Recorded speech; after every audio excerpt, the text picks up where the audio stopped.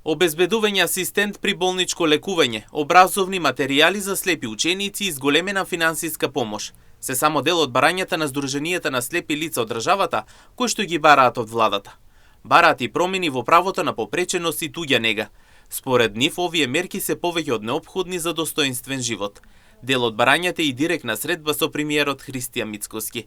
На последната средба со заменик министерот за социјална политика договорено и формирање на работна група. Едно од барањата е при болничко лекување слепото лице да може да користи и асистент или подручно придружник, затоа што е потребно тоа. Материјали кои што се неопходни за слепите лица, конкретно за помалите во училиштата, нели, и така. Друго едно барање беше спојување на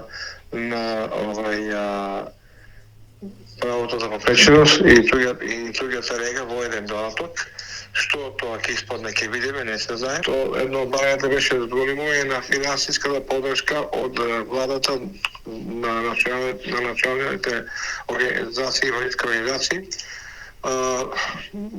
И тука мислам како ќе реагират надлежните во владата.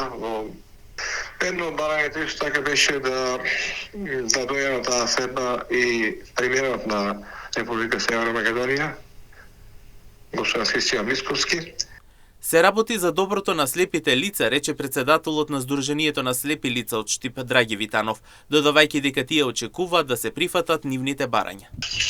Пак ќе речем, значи тука сум да соработуваме, да контактираме се за доброто на ова категорија на лица или на оваа таргет група.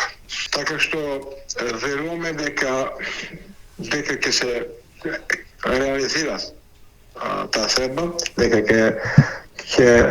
Доколку барем дел од нивните барања нема да бидат прифатени, председателот на Сдруженијето најави протести низ државата со останатите здруженија. Вели достоинствен живот заслужуваат и тие со што очекуваат дека во иднина барањата ќе бидат реализирани.